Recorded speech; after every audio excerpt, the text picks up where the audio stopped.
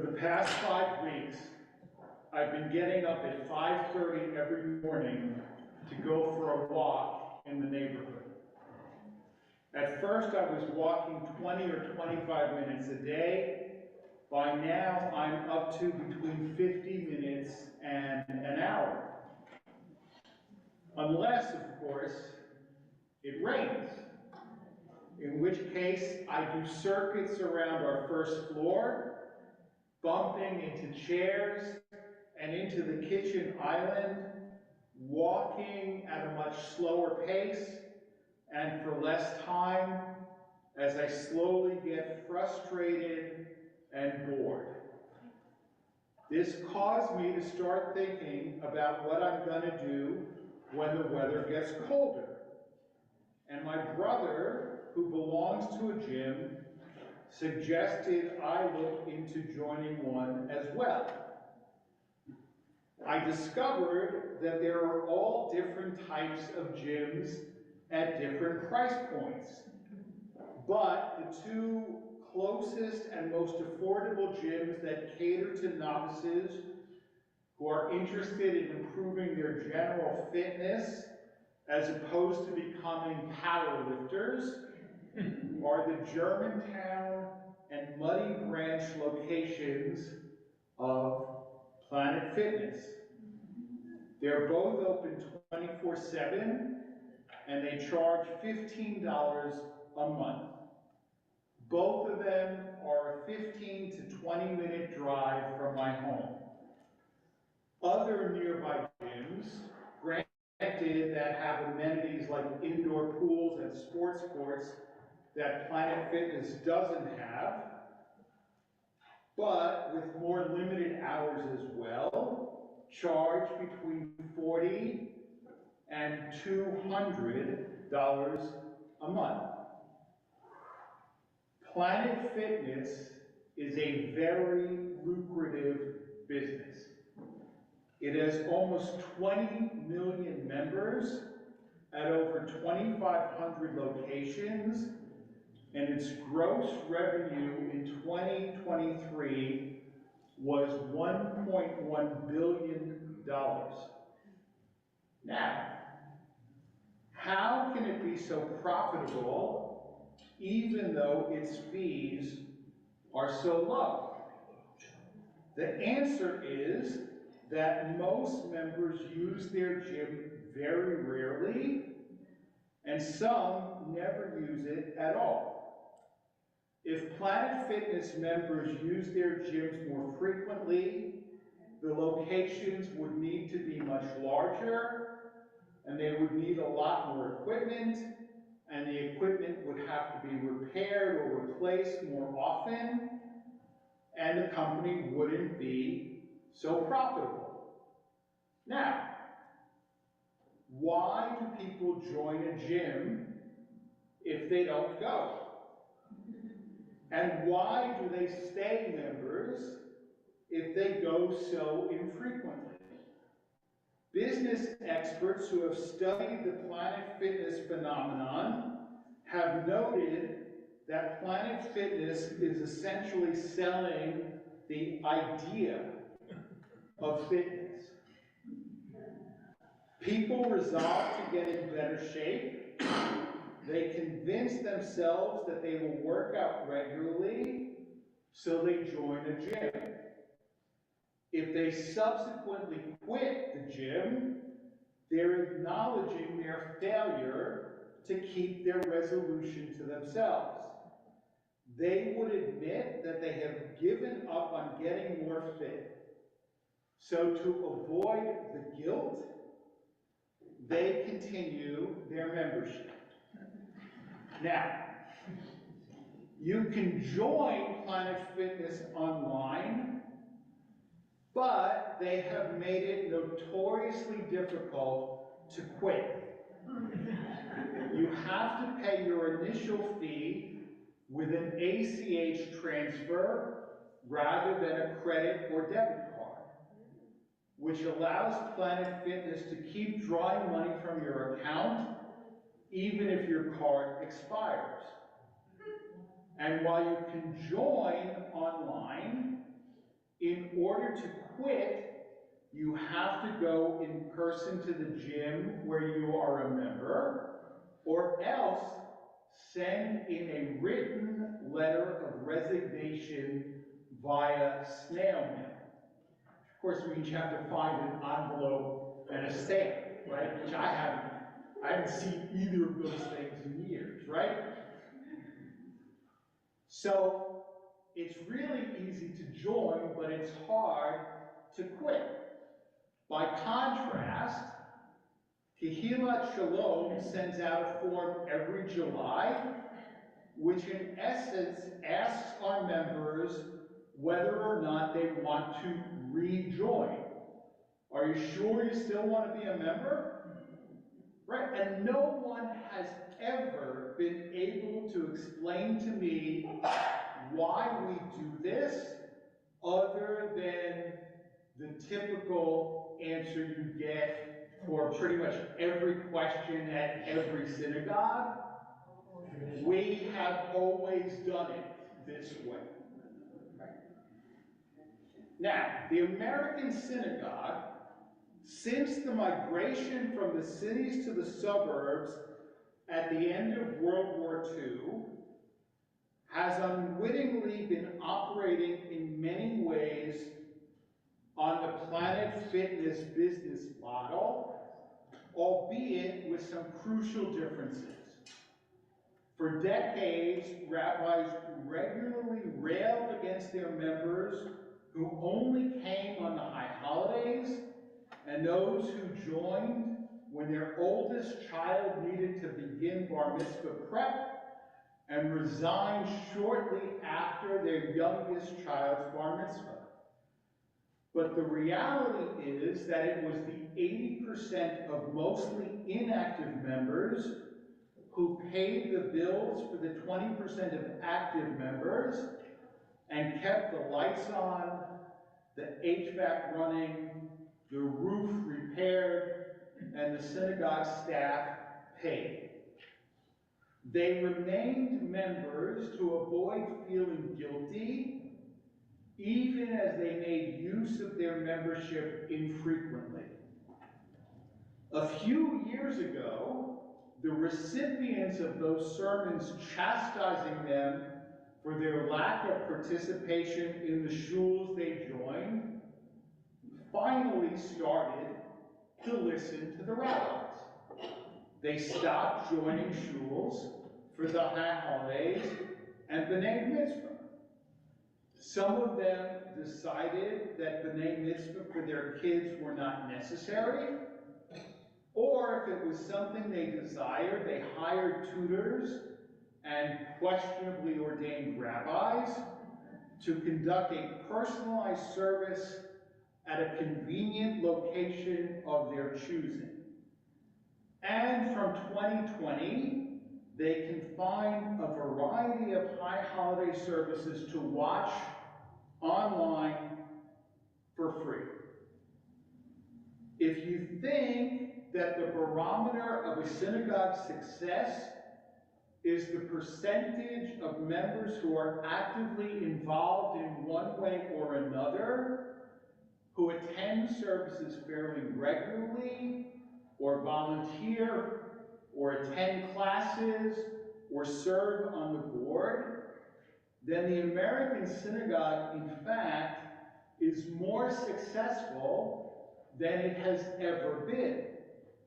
But the percentage of active members is higher because the overall number of members is much lower. And this is the case in most congregations, not just Kehillat Shalom. The 2019 Washington Jewish Population Survey revealed that between 2003 and 2017, the Jewish population of Greater Washington grew by 37%.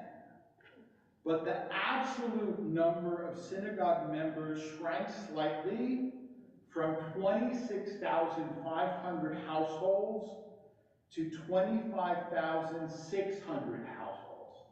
Okay, I want to repeat that figure again. All right. 2003 to 2017, number of Jews in Greater Washington grew by 37%. Number of synagogue members shrank, okay? And 58% of Jewish children in the Washington area receive no formal Jewish education of any sort at any point in their lives. Okay, and these data were pre-pandemic, and if anything, the number of children in supplemental Hebrew schools has shrunk further. The 2020 Pew Report on American Jews reveals that nationwide, 1/3 of conservative synagogues and 1/5 of Reformed temples ceased operations since the year 2000, either through merger or simply dissolving. The one crucial difference between the synagogue business model and that of Planet Fitness has been the size of the facility. I've already explained that if Planet Fitness locations had to be big enough and have enough equipment so that every member could use the gym regularly, the company would not be profitable. But synagogues have built their sanctuaries to hold crowds they only see on 2 days a year. A congregational consultant compared this to building a parking deck at your house so that your guests don't have to walk too far when they come to your kid's birthday party. Rabbi Joshua Rabin writes a newsletter called Moneyball Judaism, where he aims to provide Jewish leaders with, quote, easy to digest explanation of trends in behavioral economics, social psychology, decision sciences, and organizational development, end quote. In an article this summer, he wrote that one of the key problems of conservative Judaism is that our assets remain too tied up in dirt and insufficiently in people. Ironically, some of that property was bought to provide space for the very programs we can no longer afford to run. In the current Netflix series, Nobody Wants This, which I both liked and had some serious qualms about, the rabbi, played by Adam Brody, teaches his non-Jewish girlfriend, played by Kristen Bell, oh, by the way, it was renewed today for a second season, right? So he teaches her about lighting Shabbat candles. He explains that the candles represent the 2 temples in Jerusalem that were destroyed. And we light them to remind us that buildings can crumble, but that doesn't matter. What matters is gathering with people we care about, which can happen anywhere. Matthew Schultz is a professional essayist who is now studying to be a rabbi.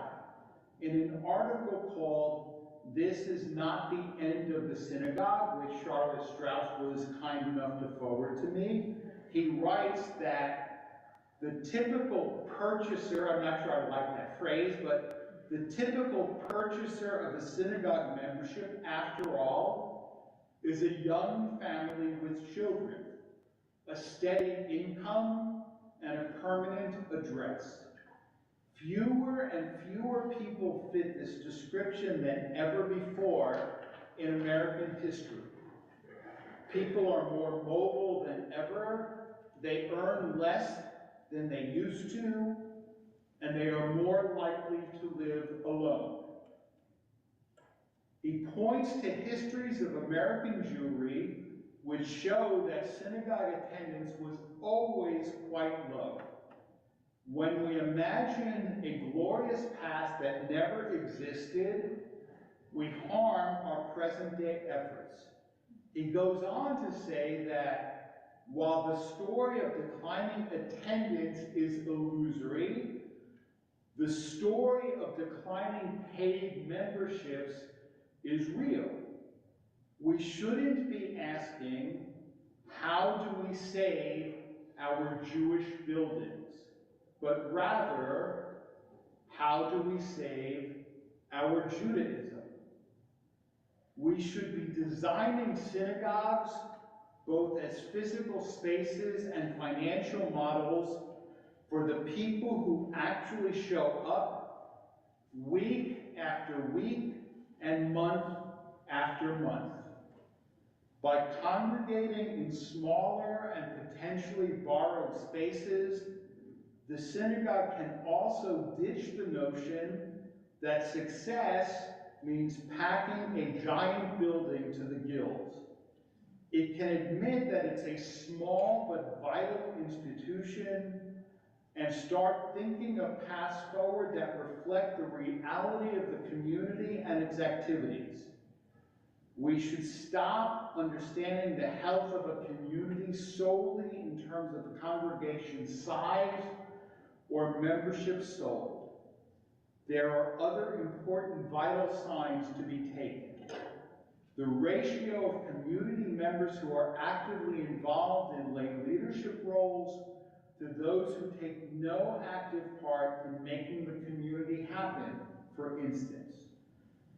Or the extent to which community members show up for one another outside of the context of services, visiting one another when sick, or hosting each other for Shabbat dinners.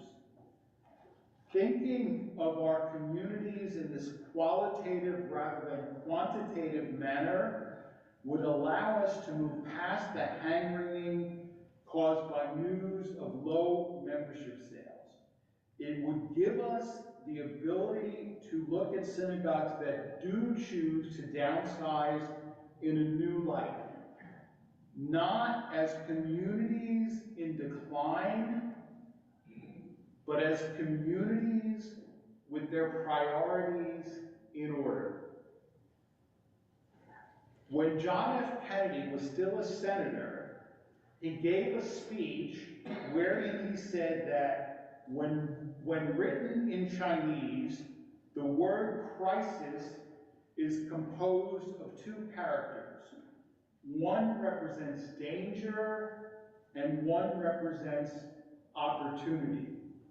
Students of Chinese linguistics say that this is not actually true, but the conceptual validity remains.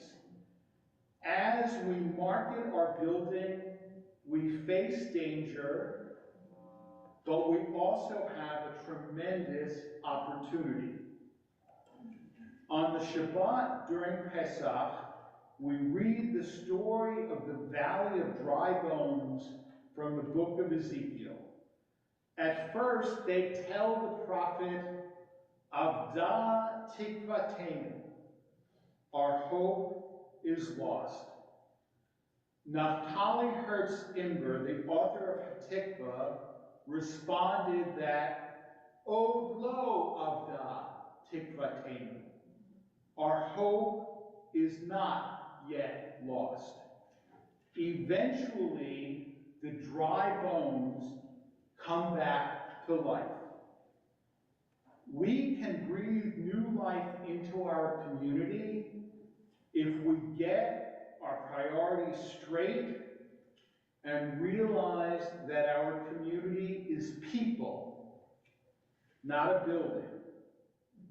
As Herzl said, if you will it, it need not be a fairy tale. Gemar Chatima Tova. that we be inscribed for blessing in the book of life.